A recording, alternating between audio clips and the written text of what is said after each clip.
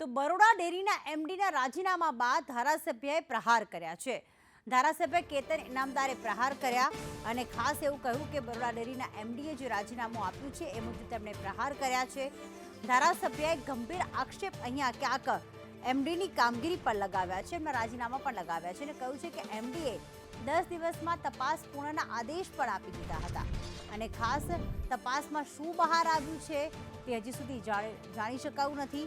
બરોડા ડેરીમાં થતી ગેરરીતિનું આ ઉત્તમ ઉદાહરણ છે। તપાસમાં શું આવ્યું તે બહાર પાડ્યા પહેલા જ તેમણે રાજીનામું આપી દીધું।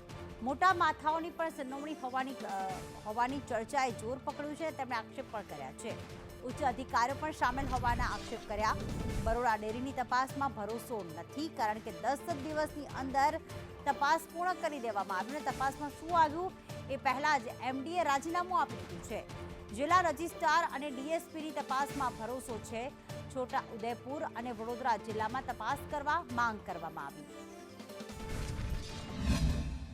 આજે બરોડા ડેરીના એમડી અજય જોશીએ જે રાજીનામું આપ્યું છે અને એ રાજીનામું આપવાનું કારણ પણ આપણે સૌને ખબર છે કે બરોડા ડેરીની અંદર થતી ગેરરીતિઓ અને એ જે ગેરરીતિઓ જે ધીરે ધીરે બહાર આવી રહી છે અને આપ જુઓ તો બરોડા ડેરીના એમડીએ તપાસ આપી હતી, તપાસના 10 દિવસનો ટાઈમ આપ્યો હતો। હજુ તપાસમાં શું આવ્યું એ તો એમને બહાર પાડ્યું નથી, પહેલાં તો એમને રાજીનામું આપ્યું।